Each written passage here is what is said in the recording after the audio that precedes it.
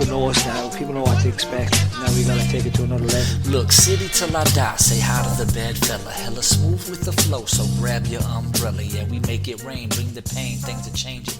Power rank things. That there should be 0%. How many times have we been to Keyworth in our lifetimes? With 0% chance of rain, or 10 or 20, only it to be the biggest fucking torrential downpour in that time. It feels so. I'll like actual rain or metaphors here. We're talking weather, actual weather Okay. here, not the eventual shit that we need to talk about tonight. So I'll preface this by saying I'm terrible at checking the weather before I do anything. So I'm not Which sure. is perfect because you were in a storm last night. I was in a storm last night, and I did check the weather last night, but I said we're going anyways. It does seem like there's been some pretty wet nights or afternoons at Keyworth in the past. So yeah, as it's well, we got double nasty warm temperatures for double header. Who knows what to expect? We're not even talking about the on the field stuff yet. Like, no, we're definitely not. Do we have to talk about the? I mean, we definitely could talk about one thing for sure. But it seems like, I mean, do we got to talk about do we have to talk about the first day? And I'm still not sure if I even want to go there for the first date. We'll get to that for sure. Alan's shirt is a great intro. Happy Juneteenth. Hell yeah. To everybody. I think I read today is only the fifth year that's been official. Yeah, it's fucked up, isn't it? That's so outrageous. Yeah. Good Fifth year that it's official, and third year is a holiday. Yeah, at the federal level, there's been places that have commemorated it, certainly for many years. But yeah, I was going to say something political, and I decided not to. About some certain people in power not realizing that this is a federal holiday. Leave it to America to trip over the lowest bar possible. Mm-hmm. Yeah, and I think it's just interesting for me, working in the east side of Detroit. Last year was the first year that we had Juneteenth and Martin Luther King off in the office. So it's before while they were federal holidays, it was like normal work day. So it's kind of that weird, transitional feeling, but yet it's something that these moments such as today is glad to get the recognition that it deserves, and the message that provides. Unfortunately, I think while some organizations have promoted some things for Juneteenth, and the responses comments wise were less than positive. Apparently St. Louis Blues put out something on their Twitter page that was, I'm told that the comments were opposite of that. So it's unfortunate we still see so much of that hate and evil in moments like this. 100%. There's a lot of assholes still out there. So. Yep. We're assholes, but we're not those type of assholes. That's a fair point, Garrett. That is a very fair point. All right. We're special. So we my mom thinks we are. So. Does she love this podcast enough where you can finally wear a Kappa tracksuit? I mean, I did get a little bit of a slap the other day. She hadn't seen me since that episode. Yeah, I got a little talking to, but that's all right. I can take it. All right, so we have a full house tonight. This is amazing. I was gonna do the legacy numbers, but I can't remember them anymore. So, regardless of that, we've got all of our favorite people, minus a few of our favorite people who couldn't be bothered to get on this podcast episode. We are going to start with a little Prideraiser update. Jam, how are we feeling at the moment? I felt better. Okay. Do you want to give the update or because I pulled up the Prideraiser page just a minute ago. I was gonna say I've got the numbers too. Okay. So yeah, right now we are close to 2/3 of the way through the month. We currently have $1,372.69 per goal. Total of 6 goals so far. We're at $8,236. So Which relative to the other SGs, that's amazing. Relative to the other SGs, sure. I had no idea how lame some of these people were. I mean, like all of this, every cent counts, right? It's Yes. all going to do good work. But I was a little bit surprised to see some of the numbers out there. Not to mention any names or shame anyone. We would never. We are happy that you are participating in Prideraiser. Yeah. Yes. Everywhere you are. We are judging you. We're always judging, but we're still happy that you're here. Yes. So we're a little low on goals. We're a little low on pledges. To compare to last year, we had 18 goals by the end of the month. We've got 6 right now, and we have completed 5 out of the 10 matches. So we're trailing a little behind. On the plus side, the women still have one more match against Toledo. So I think that could be a good one. I'm counting on the bump. women for this. Yeah, the women are going to come through, I think. So hopefully the women come through. Women, if you're listening, we need you.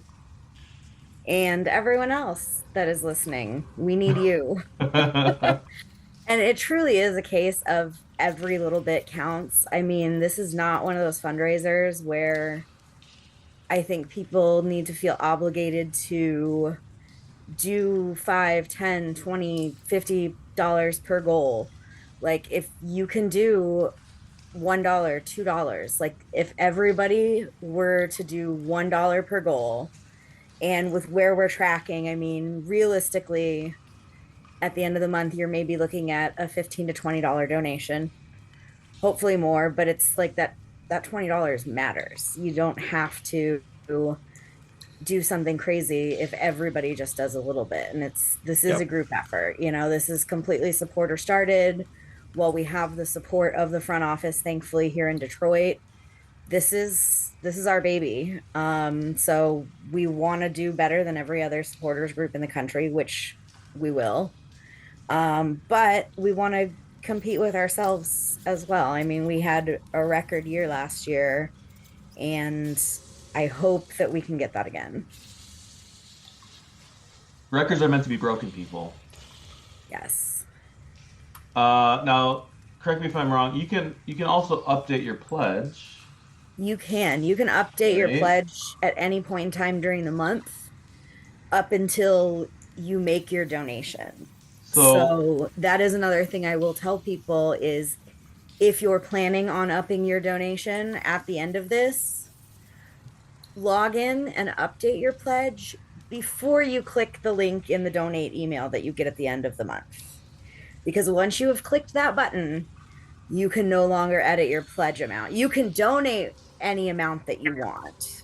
But what is tracked for Prideraiser, it won't show that you've updated your pledge. So if you are going to do more than you initially planned, update it with Prideraiser first and then make your donation. Otherwise, it's like going on a long walk without turning on your Fitbit. Like, or posting it on social media. Or owning a Fitbit. Yeah. It is 2025. I don't know if they exist. If you don't post it on social media, did it even happen? Right. Oh, exactly. not really. So you're getting the pro tips here. Yes. Update your pledge before you pay it. Update your pledge before you pay it. Next pro tip. We were discussing this today in the Discord. If you have a job that does employee charity donation matching, talk to your fucking job. Find out how to do that. Every workplace is a little bit different. Everybody has a different method about doing that at their jobs. If you're making a donation, get some free money from your work for the Ruth Ellis Center too. I think it's a huge untapped resource that people just forget exists, or maybe don't even know if their job offers that kind of thing. And I think there are a lot of employers that do that. So if you're not sure if you have that at your job, find out what it takes, and let's get as much money as possible. And it takes usually zero effort to do that as well.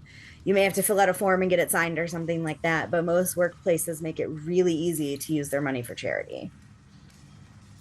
Okay, so that's not one, but 2 pro tips from Tunnel Talk. The finest source of news in all of North America. It's like what Bob Geldof said in Live Aid 85. Give Ruth Ellis your fucking money. He said that. They truly need it now more than ever. Well, he didn't sell it for Ruth Ellis, but he did say give us a donation. So I'm paraphrasing. Okay. It's applicable in this context, I think. Okay. Yes.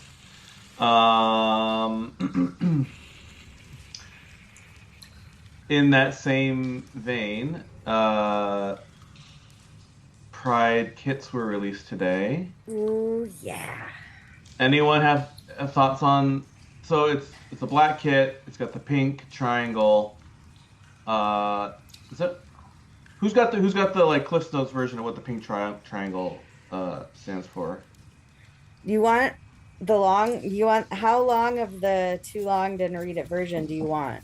Do you have the club post where you can just read the club post? Actually, I do. How about if I just read the club I was going post? to, but I just thought that, like maybe someone could put a little of their own spice on it, Yeah, but you know what? I'm not in the place to have my own spice, but I can read. That's good. Plus, we'll get the full intentions of what the club meant by on their picture. Yeah, because all right, they have photos. Jam's the voiceover for the club's ad. This is what we got, and we have photos.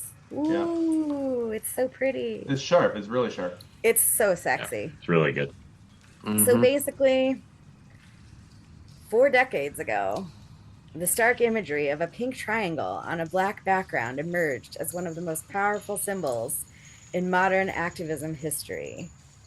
Created by the Silence Equals Death Project Collective, this iconic design deliberately reclaimed the pink triangle from its horrific origins as a Nazi concentration camp badge used to identify and persecute homosexual men during the Holocaust. When ACT UP adopted the image in 1987, the upward-pointing pink triangle on black became the visual rallying cry for a generation refusing to die quietly during the devastating AIDS crisis. Today, the pink triangle has transcended its AIDS activism origins to become a universal symbol representing the ongoing struggle against ignorance, division, and the deadly consequences of silence on all marginalized communities. Detroit City FC's 2025 Pride Kit, evoking a pink triangle on a black jersey, honors this rich legacy of resistance while connecting the club's commitment to LGBTQ+ inclusion with the historical imperative to speak out against injustice. This design serves as both a remembrance and renewal, acknowledging the courage of those who transformed persecution into pride while continuing the mission to ensure no community faces discrimination in silence. Also, for the record, there were no fucking typos in that. Hey, credit where credit's due. The streak is over? Streak is over. The streak is over. Holy Well, shit. Or They picked a good time to read it a couple times, fix any errors, because that needed to be on point, and it was on point. So it was really good. Kudos to the correlation club. between the elimination of spelling mistakes and the halting of a losing streak. Let's not go that far yet. But No, see, all we know is that we've started one new streak today. That's good. progress. For the record, I still don't know what the shade of pink is from Adidas, but I'm looking into it, and I will find out shortly. Someone's gonna get the color wheel out. I just want to say what's cool about this kit too is it's not your regular like cookie cutter, Pride kit, you know, that has a rainbow on it and so on and so forth. I think what's cool about this kit is there's a deeper meaning to it. And I think that's important now just because Pride Month in general has really become, I mean, it sucks that it's become so co-opted by, I think, a lot of organizations that really don't give a shit about the community. You know, they'll sit there and they'll put their pride, you know, their rainbow logo up on, you know, as their avatar and, you know, call it a day. And once July 1st comes around, it's gone. Um, it's cool that this has so much more of a deeper meaning than, you know, with it. You know, people are, you know, there's a basis to it. There's a meaning behind it, and that's cool. Just because like I said, I think the month has for in a lot of ways it's just become too co-opted, and I don't think that there's a lot of meaning behind what, you know, some organizations, some sports teams, some, you know, whatever put into it. And I think this does. I think that there's real thought, you know, put behind it, and that's cool. And I always said too, you know, you can criticize Detroit City FC for a lot of things, and I know we're probably going to be criticizing them here in the next segment. Um, but one thing you can't do is criticize them when it comes to their LGBTQ outreach and their initiative when it comes to that. I think they do a phenomenal job when it comes to June and Pride Month and everything that goes into it with Prideraiser. So again, and almost since the very beginning too. I mean, they had the first the Pride kit was like 2014 maybe, I think. So it's a initiative that goes way back for sure. and it's cool because this is a really cool looking Pride kit aside, you know, meaning aside for it, but and just to like the last few Pride kits just have not been good. I think they've looked like I really wanted to like last year's Pride kit, but the more I looked at it, I'm like, nah, that's not it. It doesn't even have the badge on the, you know, on the front, and there's too much going on with it. What's cool about this one too is the Adidas Pride kit. So yeah. How does that fit like compared to the others? Does anybody know? It's probably if it's Adidas, expect the same thing. Oh. Yeah, is it like a slimmer one or like no? I would say the fit would probably be similar from Adidas if anyone's bought the 25 kits this year. Is you know, go same that you have gone. The only thing that might be is if the template's a little bit different. Like if it's the stripe template that's the longer on the shoulders, that might be like where the cutoff is on the sleeves. But okay, these are all questions that Garrett has submitted to Adidas. Fortunately, Adidas locker room does not have a customer support line for me to call and talk to. So, but you'd be the only person calling it for the Adidas locker room asking questions. They get in the office in the morning, the lights on. Are you a vendor? No, I'm a supporter that talks to the vendors and knows too much. Who wants to talk to Garrett this morning? I think seriously though, this is the third year of a special Pride kit that they've done. The fourth year if you count the rainbow numbers in the June matchups. I think of these Pride kits that they've done, this is the one by the club that I think makes the biggest statement. And to make this statement now in the time of the world that we're living in, especially compared to the prior years, well done. I think it's knowing like, hey, here's what it'd be. The design, when I saw it, it was different than I think I was envisioning it, but yet it's beautiful in how it stands out. It's significant to me. Yeah, I just hope they sell them new and there's no auction, because I don't want the possible stench of losing to Miami on those kids if I were to get one in auction. first of all, they are auctioning off the match worn shirts now. If you could fit into a women's size small, go. But yeah, I mean, if you're waiting for like one like Devin Amament's jersey, for example, like I don't know, could be rough. But yeah, hopefully they sell the replicas in the store or online as well. Alan, were you gonna say something? I think you were. I think you were starting to have something very profound. Yeah, when this came out in 1985, it faced some opposition, from people actually, on the left, because not everybody wanted to address the AIDS crisis. And so not only were they confronting your usual cast of characters who are always have to be confronted, they really had to change some minds on, among people who are generally supportive. So it was a really, at the time, it was a really very radical statement, and it had a great impact throughout broad left to make people take up these issues. So, and it was actually in 1985 that that project started. So it is a commemoration. So very very on point for right now, and good work. So Ronald Reagan would not be a big fan of these kids, then.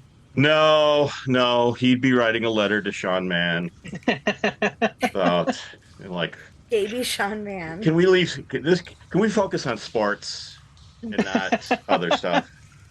Like, why is this important? You know what? Somewhere, I had to turn the filter on Reagan because is I was going to say burning something. Exactly.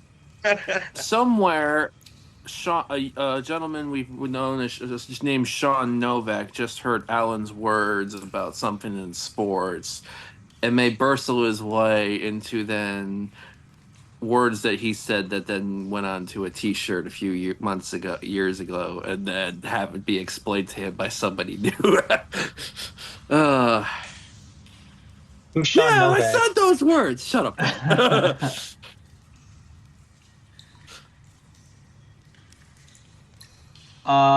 Anything else? Pride Month, Prideraiser, Pride Kit related that anyone wants to touch on? Donate, pledge, give Ruth Ellis your fucking money. Good. That's a good way. And score goals, teams, please. Please. Teams plural. All right. In our last recording, I tried to be really hopeful and optimistic about the men's team. I was really drunk at the time, and I feel like everything I said was untrue and not serious. So right now, is this your first confession, Jaime? Not my first, not my last. That is for sure. I would like to personally just tell the men's team to fuck off for now. But I'm going to give if anyone wants to say something nice or mean or indifferent about the men's team, I'm going to give you an opportunity now. Otherwise, we're going to just move on to the team. Others go before we really care about. I got something to say. All right, let's go. I know you do. What we have coming up is really a season-defining game against Miami. Picture little Jaime. Picture Alan. Young Peruvian hair god. Garrett, Jam, sitting at Keyworth this weekend, witnessing Detroit City FC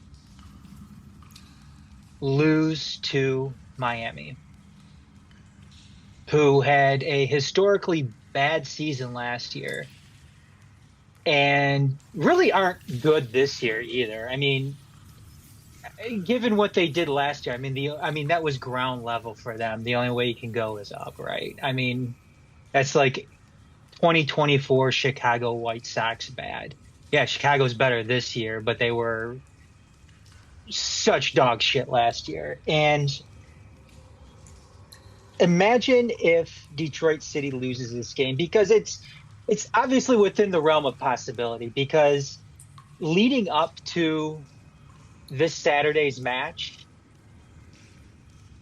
what we've been witnessing with this team, I mean, the criticism to, going towards the men's team right now isn't about them losing games. I mean, yes, you want them to win games, but it's not just about losing games. It's about how they've been going about losing these games. I mean, this is a stretch of play right now where this may be the worst they have ever looked in club history. And when you dig a little deeper, it's not just that either. It's not just about, oh, the talent isn't there, or, they're just, they just have some bad form right now, this, that. It's not that. You're looking at some talk coming out of the locker room that it's in turmoil right now. You have real turmoil that is tearing the locker room apart. You're hearing about communication issues between the team and the head coach. And that type of shit becomes systemic at this point. And I want to know what happens if they lose this match on Saturday. Because some real questions need to be asked and addressed as far as what direction this season is going. What are we even doing at this point if they lose yet another game, this time to Miami? Where's the sense of urgency going to come from? Who's going to take responsibility for it? And how do we move forward from there? What's going to happen at this point? Because do people start losing their jobs because of this? Because right now we're at a point where we still haven't won a game since late April. Garrett, what's the date on that? April 26th, year of our Lord 2025. How many days is that from today? We are now well over 50 days since Detroit City FC, the men's 53. side. 53 games, or 53 days since Detroit City FC has won a game. The men's side, first team. 8 weeks, guys, or some shit. And look, I mean, another thing about this too is you start going on this massive losing streak. And it starts to affect, the popularity of this team, because right now, Detroit City FC isn't in the position that the Detroit Pistons are in when they were going through their massive losing streak last year. 54 days, my bad. The Pistons were in a position where they've won championships. They've been around for a long, long time. They don't play soccer, where soccer is constantly taking a back seat, especially in this city where you have 4 major professional sports teams. You start losing a bunch of games, you continue to lose that identity, which is non-existent right now, because this team used to be about defending, limiting the goals against. Now, people score at will on them. I think that's a You good start point. losing a bunch.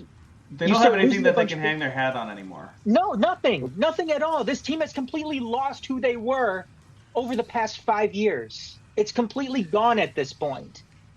And you keep on losing games, you're gonna start to feel it in the attendance. And this team right now, given what's on the horizon for them, can't afford to lose attendance. They can't afford to lose eyeballs on this team.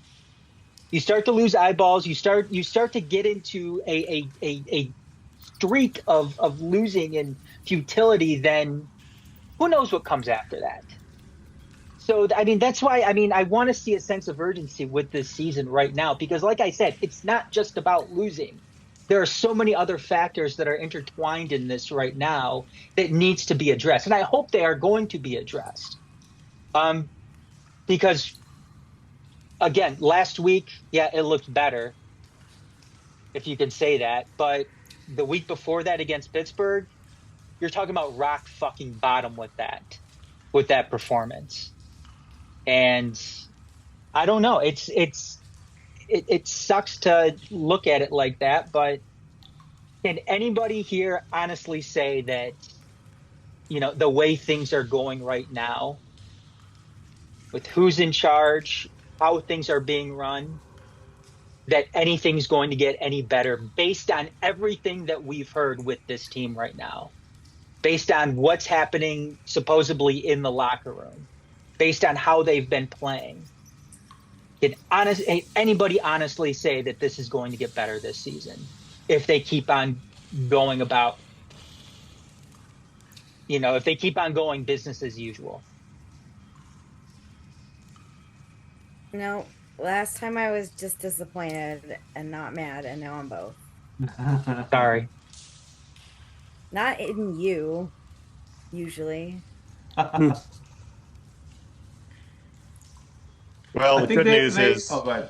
the good news is they have a chance to prove us all wrong. So I they would love to can be get things proven back on wrong for track the and first time in my start. life. Yeah, yeah. Well, there's always a first. So Hey. yeah.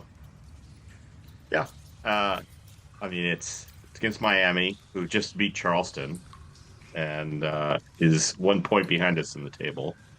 So it's not ideal, but uh, I I I I have this feeling with no evidence at all that the performance in Pittsburgh was rock bottom, and it did spur some hard questions, and maybe you know we'll see some improvements. I did think they did play better in the last game. Wasn't enough, but so we'll see. But I do agree that if they can't break out of this trend right now, the season's done.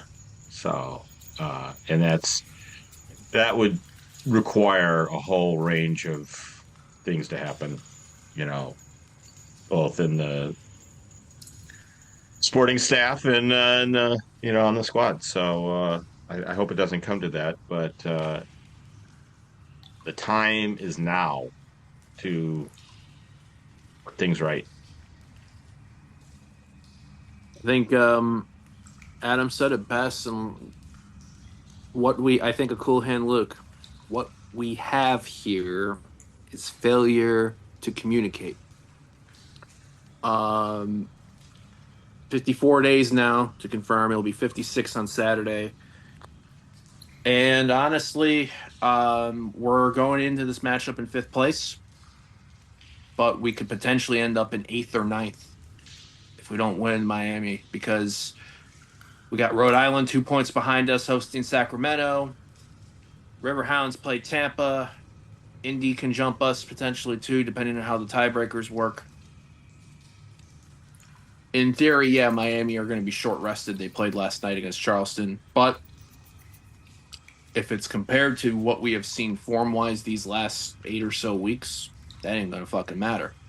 Which in that sense, Because- Garrett, Miami's on short rest. A draw isn't good enough. You need to No. win this game. No, you need to win, and you need to look like you have a pulse. You need to look like that you are playing for each other, cohesively with each other, because we haven't seen that. It's a fraction. The difference between now and 2 years ago, 2023 was terrible. I think Adam, I told you, and I've told friends to us near there, if I don't want to. I was a miserable son of a bitch in 2023. Everything going on in that season, it trained me for this season. That being said, if this was happening in 2023, I don't want to know how much more unpleasant of a person I would have been than I was then. So, and I don't want to. The difference also too, club wise, then guys were playing for each other then. Guys, there was some sort of cohesion, a lot more cohesion than there was now. I don't know who these guys are playing for now. I mean, they're not. Yeah, I mean, are they playing for them? I don't know what for each other. Yeah, that's the thing. I don't know what the hell this team is doing right now. I said if 2023's team didn't have any heart, this team is. What has this team got? This team is devoid of any of that. Never had it to begin with. And this team is whack AI compared to the heartless team of 2023. I was say it's a directionless team right now. I mean, what are they even doing? Who are they playing for? What are they playing for? Who's this coaching staff coaching for? It's ridiculous at this point. It's going to be even more ridiculous if they lose on Saturday. And so like I said, there's no reason to believe that they are going to win at this point, just because of how they've been playing. You look at the past few weeks. Lost to Loudoun, again, a team they've never lost to before. They lost to a League One team, Hearts of Pine. It had one win in all the competitions. Poor Allen spent money to go. That's not even a real name, Hearts of Pine. Yeah, it's a fake team. It's a fake team. So okay, we'll count that as we won't even count that one then, because they're a fake team. But in that, plus Allen was there. He needs to forget about it. Yes, and in that same process too, they had one of the Thanks for bringing that up games, again. in franchise in club history, and it's against Pittsburgh. So again, it's what's this team even doing at this point? So not to interrupt, this is good positive energy that we're harnessing. But we do have some breaking science news, Jam, which is just shared with all of us. I just saw that. we just and I think it's an important service message for the public. This is from NASA, I think. Sure, why not? But it says astronomers have uncovered a massive shaft of missing matter. You know what that looks like? Describe it in great detail. Aside from a giant penis, that looks like Detroit. That looks like the Detroit City FC men's first team game plan over these past 54 days. That's what that looks like. Danny, but there's a lot more light in that on photo. The board. No, Danny put that up on the board in the players' lounge and said, "This is how we're going to be playing for the next 54 days." It's amazing that Jam found that. It's a stunning visual, which we will we'll tweet out or blue sky out or whatever. All right, so in sharp contrast, we're not talking about the men's team. This is so depressing and so awful. Can we stop now? In sharp contrast, it's clear that we don't know who the men are playing for. In sharp contrast, I think it's quite clear that the women are an actual team. I've got a lot to say about the women's team. That's pulling all together in the right direction. Hell yeah, fuck yeah. We love them. We do love them. And so they played last night. Huge win in Grand Rapids against Midwest United. Coupled with Ann Arbor tying at Kalamazoo. So that takes them top of the table. No tiebreakers involved there. Clear top of the table.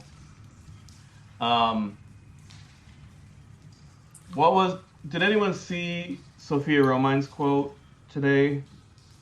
Yeah. What did that say? Here, I got it. It was a complete team effort. Our positive energy, our grit, and our mentality carried us through. There's absolutely no doubt in this team, and I think that's what makes us special. just like, I mean, I think everything that we've been saying about the men's team, like it is the complete opposite with the women's team. I don't know what anyone else's vibe is, but like they're not only are they fun to watch, but like I mean they play hard. Like I was there last night in Grand Rapids in the rain, and it was not an easy game, but you could see how willing they were to sacrifice for each other on the field, and um, there's like three of us there, so it was like dead quiet. Like you could hear them on the field, and like just like how encouraging they are to each other, how supportive they are of each other. Like all the players, all the coaching staff, it's actually remarkable.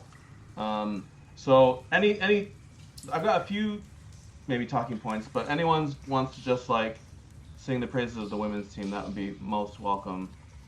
I love it. It's just vibes and it's good. And everyone just seems so like comfortable now. I feel like those first couple matches of the season, everyone looked good, but they didn't fully like look comfortable. And I think we're there now. Like, not to say they're on cruise control or anything, but I feel like they've settled in, they know what they're doing, and yeah, just the positivity and encouragement, and like you can tell that they've got it together. Like it's the complete opposite of that other team. Even yesterday to me, it was like what the kickoff was delayed an hour plus with the weather, and you can tell that it was struggling to click early on in the game. A little bit of rotation, maybe the weather had something to do, but they kept fighting and persevering. Like Sophia Roman's goal was just, you know, right place, right time, take the moment, deliver. And then Allison Lapointe coming up with that double save near the end. Like this team found a way, and they have their eyes on the prize, because I think the wild thing is too. Even going back to last week, we thought we were just a few of us had Ann Arbor Kalamazoo on the phone while watching this game, and we thought we were like sickos, could keep in the eye. The team had Ann Arbor Kalamazoo on the fucking bench because they have eyes on the prize. Don't know if they did that last night because rain and weather and all that everything there, but it tells you they are focused on, they know what's at hand to get to where they want to be. They were national semifinalists last year. They want to exceed that. How do you exceed that? First things first, you win the game. You win your games all as much as possible. Then you take the division. Then you take the conference, and they're setting themselves up nicely. So it's going to be a fun Saturday night. Is going to be fun. Can't say Saturday. The thing before Saturday night will be fun. If anyone tries to leave the stadium, Garrett will tackle you No, here's my saying on and this. drag your ass back into the stadium to stay for the It's women's 92 degrees or whatever, potential rain in the forecast on Saturday for a men's women's doubleheader. I get that people want to be sensible. Skip the men's game. Make them fucking prove to us that they're going to be all right. Show up for the women's match. You're That's less the likely main to die of event. heat stroke. Yeah. That's the match to show up for. Alan, vibes? Yeah, I mean, Midwest United has always been a tough place to go for the women's team, and we've had some games there where our team just got wrecked. So Yep. it wasn't going to be an easy match last night. The weather conditions didn't help, but they figured out a way to get it done, and both on the attacking side of the ball and the defending side of the ball. So that's, I just think about over the years, the progress this team has made collectively from those early days going to Midwest United and just getting punked. And now, we've kind of, they're in what, third or fourth place. So, Fourth, yeah, behind yeah, Kalamazoo. yeah. So Union like, actually might have jumped them. Let me take a look.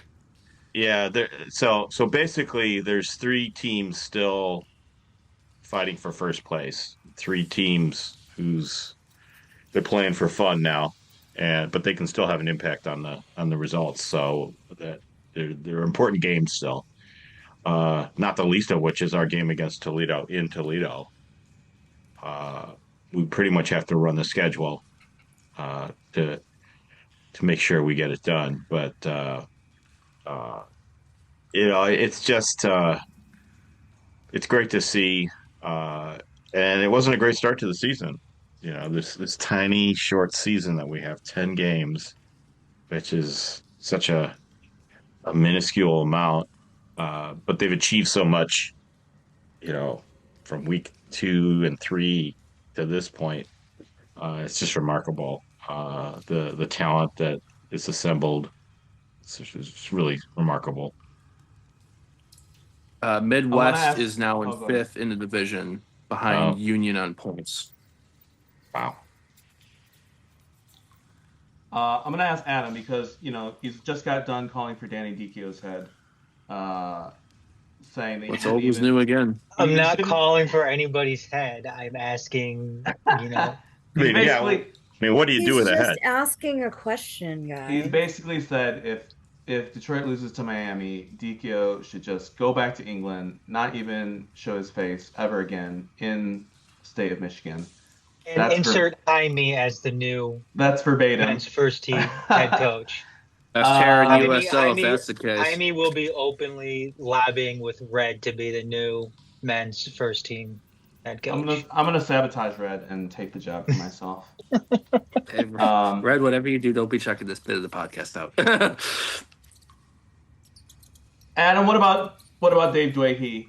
I mean, Alan was kind of alluding to it, like how much the sort of tables have turned. We used to go and get clowned by United. Now we're the ones doing the clowning. Feel like when Dave was first appointed, we all kind of thought, oh, maybe this is just like a little placeholder until they can find, a real coach. Or this guy's done an absolute bang-up job, in my opinion, and long may it continue. I think his manner is great with the players. He's a smart guy. I don't know. What's your vibe on Coach Dwahey? I think Dwahey is.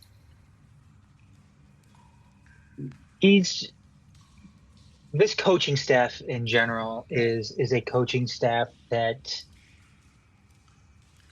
not only helped, I think, get this women's squad to the next level, but I don't want to sound too dramatic and say that they saved this women's squad and the women's team in general, but in a way they has. I mean, because you've seen a lot of other clubs around the country who's tried to run out a women's team and it's fallen flat on their face. I mean, didn't Chattanooga have problems with their women's side? Didn't like the Red Wolves or something steal a bunch of their coaches or something like that? And probably. And I don't know. I thought I heard something about that. But That I mean, feels right. I mean, soccer is hard in this country to begin with. To be a successful team without, having all that money backing you in MLS and everything like that. I mean, soccer is hard. Women's sports now is it's just now becoming, something that's really popular and something that people are backing. And it kind of goes hand in hand with what I was talking about earlier. I mean, you need to have the right people in there to make it attractive and make it and get it to these multiple levels where it's going to continue to be successful. And David Dwahey, Danny, Nate, the entire coaching staff this year has continued to do an amazing job at getting it to that next level. And it is a sharp contrast from what we've seen with this men's team. And you just can't say enough good things too. I mean, amateur coaching at whether it's the college level, this level, it's so much more difficult, it seems, and I've said it before and I'll continue to say it again. I mean, there's just so much more to deal with when it comes to players, when it comes to college coaches, when it comes to parents. Um, dealing with the stuff on the pitch as much as you have to deal with stuff off the pitch. Um, Jaime's a coach. I mean, I'm sure you've got to deal with parents, of, why isn't my kid playing more? And, oh, we've got, this vacation coming up and, so and so is going to be out for, 2 weeks and, at the end of the month and, having to deal with these heavily, heavily rotated, squads. It's hard to maintain that success, given all of that. And Dwayne, not only in this coaching staff, has not only been able to do that this year, but they were doing it last year as well. And they're fully capitalizing on. And this is what absolutely needed to be done. I'm not saying this is a bad thing, because this is exactly what needed to be done. They needed to capitalize off of the name of this club, because Detroit City FC it's the biggest and the best soccer club in this state. Don't give me the Nationals bullshit. Don't give me the Jaguars bullshit. It's Detroit City. When people see the Detroit City badge, if you play soccer in this state, if you're invested in soccer in this state, you know what that is. And it's so important at this level right now with this women's team that you have a coaching staff willing to take advantage of that. And I think they have been, and it's something they needed to do. And I don't think something they were really doing before Dave got here, or well, he's always been here, but before Dave took over with Danny and with Nate and all the rest of them. So it's really cool to see. And I can't wait to see what's next for them. And I hope it's a professional side coming up here in the next couple of years, because if anybody deserves a professional side and a chance to make a living by playing soccer, it's the women coming up through this, through Detroit City FC. Mm-hmm. Hell yeah.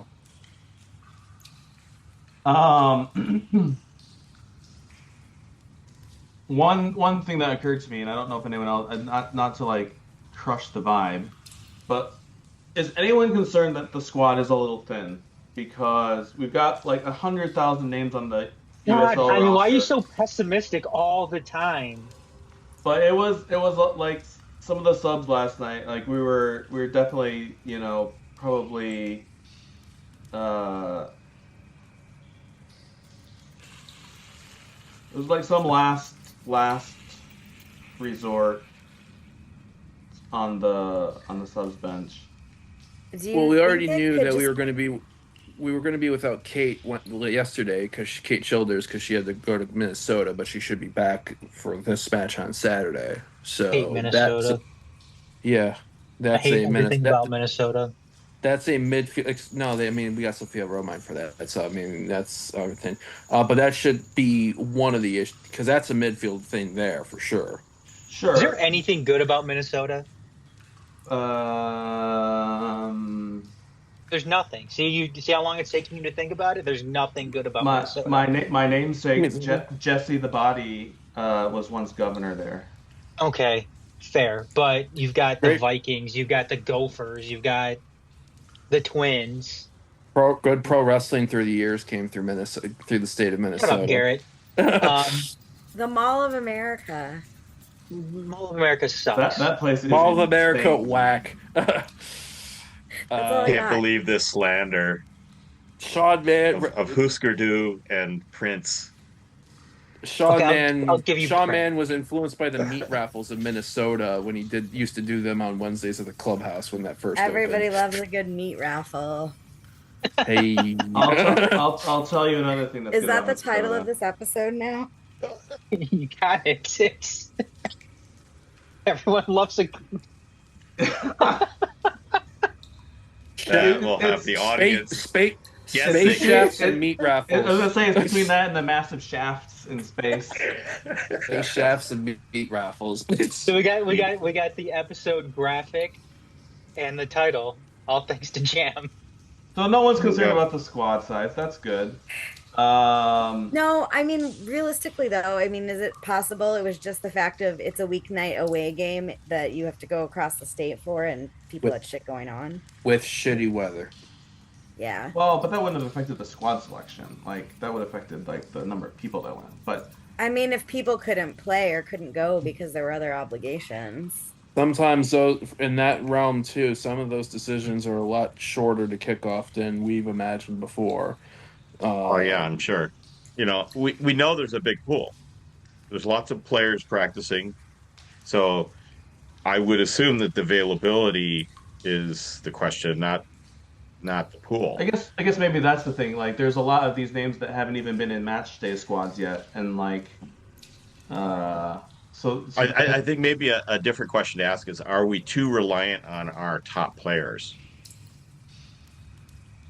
Yeah, no, And I think that You know, we've got Yeah. like 5 or 6 really good players, and you know, and then everybody else is kind of filling in around them. I maybe that's unfair, but like if Sophia Roma were to miss the Ann Arbor game, like where would we like go? who would slot in there? Yeah, Right? Like, right. Yeah, let's not it's- envision it's- that. Let's not hope for envision that or bring that out into this world. God, I and, wish we and could you say know, that about- and it's tough because I mean, Dave has kind of referred to this too. It's like it's hard to kind of know who you're going to have available from week to week, and so I it could be that it's just that's the nature of the beast. You know, when you're playing in the summer and you got some players who can play and some that can't, and you know, hopefully it's your top players, and usually it is. You know, those are the ones that are making sure they're available, you know, and then maybe there's some players in the pool, but who aren't necessarily, you know, going to cancel going to somebody's wedding to go to play in a match when they may or may not make the squad. in any sense, I hope we get. I mean, I hope we get Lily back for at least one of these games coming up. Because I did notice Ava Lanstra was rostered. yeah, she played last night. Yeah, in Grand Rapids. Who was, you know, obviously a teammate of Lily's at with Nationals, but yeah, I'm hoping we get Lily at some point. Because Yeah, I don't I know. mean, At this point, if we're going into the playoffs, maybe we do want a more stable squad, you know, for consistency. But,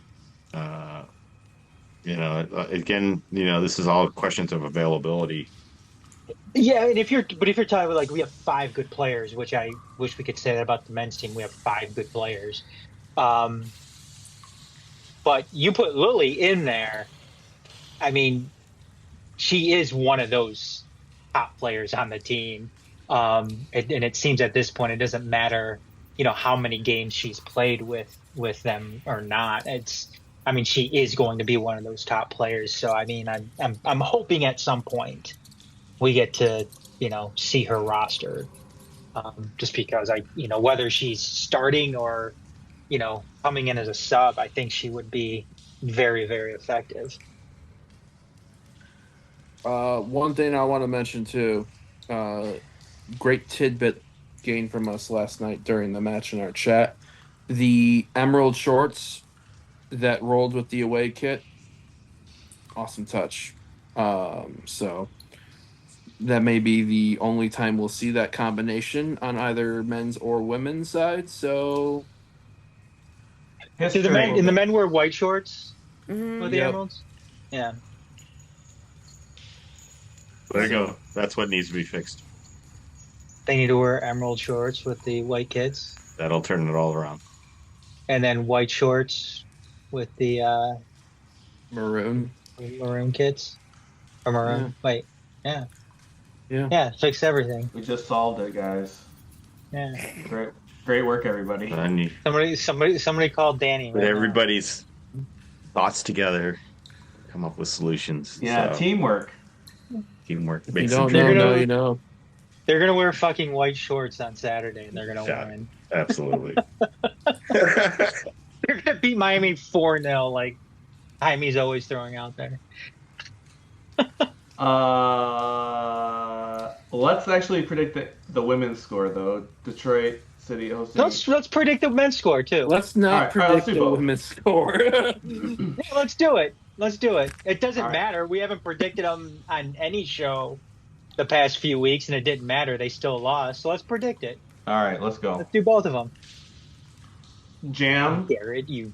women's score against Ann Arbor, and then the men's score.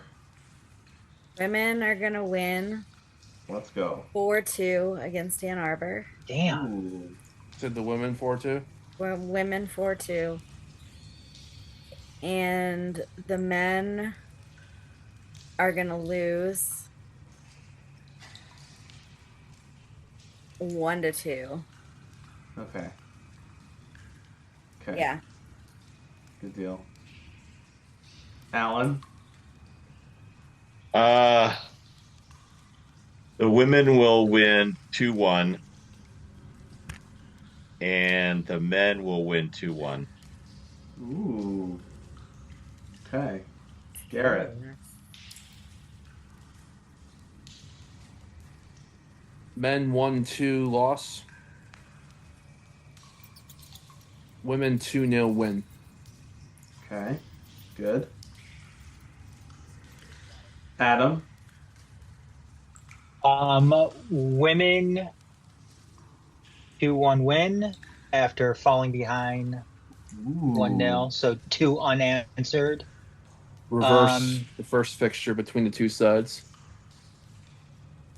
And the men lose 1-0 off of, it's probably gonna be like a late corner. Own goal. It's gonna be a late corner with Garrett standing right there. Garrett's gonna get there. Garrett's gonna get there right at the end of the game. Yeah.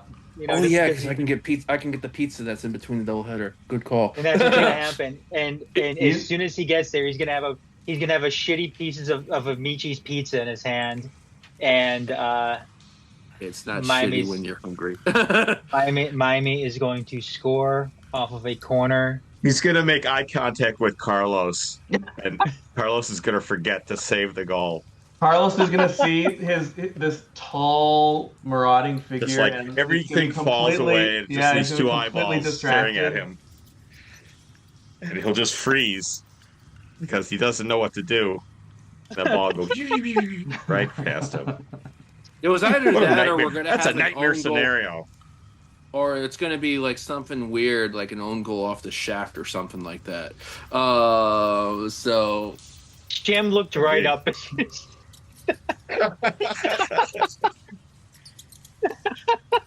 Caught someone's That- attention. All that missing matter. Yeah. Top men are on it. I'm gonna say the women win 1-0, another clean sheet, and I'm gonna say the men lose 4-5. And their only redeeming thing is that they've helped the Prideraiser thermometer go Who up a scores little for the men, Jaime? bit. oh, yeah, Ben yeah, Morris yeah. brace. No. Yes. He scored last week, so he's probably another 10 games before he hits the score sheet again. He didn't get hot until August last year. All right. Are you drinking milk? Me? No, Garrett. I'm drinking milk. Are you 6? Hey man, milk's good for strong bones. That's all I'm saying. It's true. Osteoporosis is an epidemic. 10 o'clock at night. No, so the scores will be thus. Yesiel Cedeno is going to score, and Lay Jope is going to score now that he's back in the mix. And Connor Rutz is going to get back on track, scoring a bicycle kick. It's been a few years since he's had one of them. And lastly,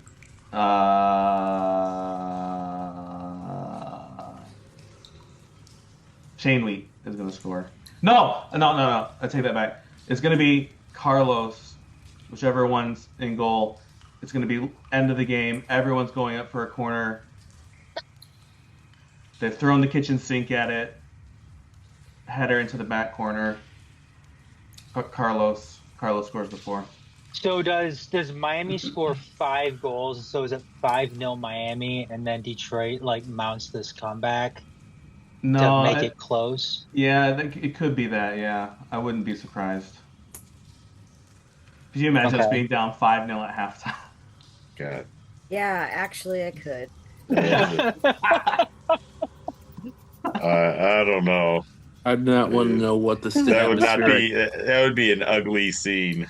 Ooh. Yeah, I don't know. We want to. Anything's possible. I don't know if I want to. America. Have we ever had a 9-goal game before? Yeah, back in the day when we used to play FC Indiana. No. Oh well, yeah. If there's yeah, well, we scored all the 9. Well, yeah. If we're down 5 goals at half, do we start doing Battlefield for Miami at that point? Yes. No, what happens is we throw Joe Novak's body onto the pitch. I'm fine with that too. As a sacrifice. A sacrifice to the soccer gods. Yes. Oh, well, and then we score 4 goals, so maybe it worked. So it almost works. Oh yeah. So they need to wear emerald shorts, and we need to sacrifice Joe Novak. I thought they were wearing white shorts. Well, no, Garrett was talking about how he liked them wearing. I don't know. I thought we solved it just like we're 10 wearing minutes the ago. special, but we're wearing the special kit Saturday. So unless the special, what's the shorts for the special kits? Oh yeah, that's true. You still have to wear. Never mind. Shorts. Never mind. Nope. The shorts is out the window now at this point. Yep. Yeah. All our plans are down the drain. Womp, womp. Anything else from anybody? So what are the shorts going to be for the I'm special done. kit? Jim, Are they Black shorts? Pink shorts? I was just imagining all black, Yeah, but that would be. I don't have any that would basis be for that. Badass. Let's hope for that. Yeah. You are Jaime. You were asking closing thoughts. Closing thoughts, shout outs, well wishes. Well wishes and shout outs as always to the women's team for their continued badassery yesterday in the win over Midwest United. Here's a good to tie it all up. I delivered a reflection last week at church, and and there's the main thing was based off Romans 5:1-5, where it's suffering produces endurance, endurance produces character, character produces hope, hope does not disappoint us. Clearly, they did not have that in mind for the Detroit City FC men's side. Been more suffering than any of the other things. Wait, did you just say God hates the Detroit City FC men's side? I mean, maybe they're just really disappointed in it, and there's still some more rough of a difficult criticism. road to follow. God hates you. You're so bad that God hates you. So with that being said, if you had to choose one match to go to in the men's women's doubleheader on 7:00, go to the women's match. The temperature will be a little bit cooler. The football will be a bit better. The vibes would be better. That's my 2 cents. And they'll definitely score the goals. Adam, you put another shout out work earlier today of the Tigers doubleheader of Paws continuing to be a savage badass with the signs in the stands. And it made me think of when our club mascot used to be a badass, in terms of the Friendly the Dumpster Bear. As opposed to the shell of Friendly that we see nowadays. Perhaps maybe what could help this to curse, bad luck, whatever we want to call it, is Friendly going old school. Start drinking. That's right. After they washed that costume, everything went downhill. Wow. It's scientific. So someone's basically got to steal the costume, throw it in the dumpster, And live in a dumpster. get it back out. We're coming for you, Rasan. Seems old friendly Rasan, we is have more. bad news for you. Old friendly is very reminiscent of the women's team, and new friendly encompasses everything with the men's team and how shitty and stupid it is. Oh. Very poetic. That was my haiku. I have a shout out. Wow. Yeah. I have a shout out to Dennis.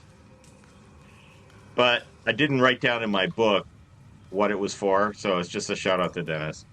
Fair play. Jam, any final words? Come see us at Berkeley Pride on Sunday. This There Sunday? you go. This Sunday. It's going to be Wonderful. hot. It's going to be It's hotter gonna than be the men. hot. I'm gonna need beverages. Come bring me beverages to Berkeley Pride with Adam. Take care of Jam and Adam. Don't let us die for this. I'm not ready. That's all I got. Well, and with that, we close another stellar episode.